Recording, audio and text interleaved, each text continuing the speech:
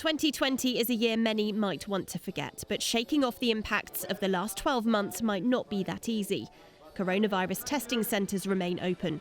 And with 2 COVID-19 vaccines now approved for UK rollout, 2021 could see armed forces personnel supporting civilian authorities for the foreseeable. What COVID has done is shown that the military can actually mesh in with civilian organisation, with local authorities, actually relatively easily. There's been a realisation in Westminster and Whitehall that this is much better left to the local authorities who know their area and are really quite good. And the local resilience forums they were neglected to start with, but they're very good.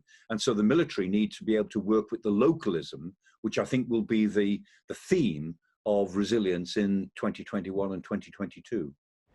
While the global economy has taken a hit, UK defence will benefit from a welcome cash boost, an extra £16.5 billion from the Treasury over the next 4 years. It secured Britain as the leading military spender among European members of NATO, the Royal Navy's Type 31 programme can be completed, and there's cash set aside for the Future Combat Air System. But with a budget black hole to fill, some difficult choices could be on the horizon. We still need to know what are the sunset capabilities, what are the older capabilities that will have to be retired, perhaps retired early. And one thinks therefore about numbers of armoured vehicles. One thinks about the possibility of airlift, long-range airlift for the Air Force. One thinks about some elements of the helicopter force. There are rumours about all of these things. A savings plan is already in motion. Royal Navy reservists off work till April. HMS Prince of Wales's trials scaled back, taking place close to British waters rather than the US to save money. But with the UK taking presidency of the G7 this year, China set to overtake America as an economic superpower, and Russia continuing to develop its military prowess, Britain's international presence post-Brexit will be a priority. Add to that the expectation that US President-elect Joe Biden will bring shifts to the White House. Boris Johnson's government will be looking for ways to keep America and other NATO allies close.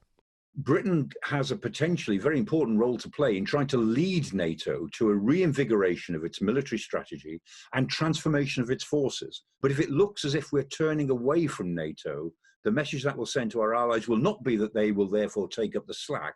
They'll just become more indifferent. They'll become fatalistic.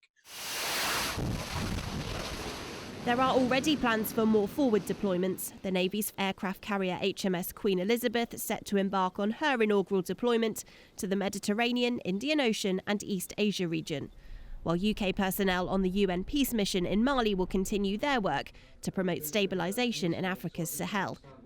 In a world post-EU, expanding British influence could become a key catchphrase.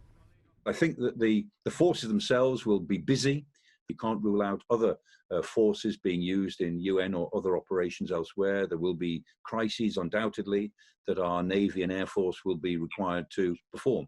But MOD, central building, the main office, will actually have some really tough decisions to make during the year. Those decisions will come via the integrated review, the long-awaited reorientation of Britain's position in the world, the blueprint for the military's future. Whatever the outcomes, after 2020, there will be many hoping 2021 finally brings some clarity.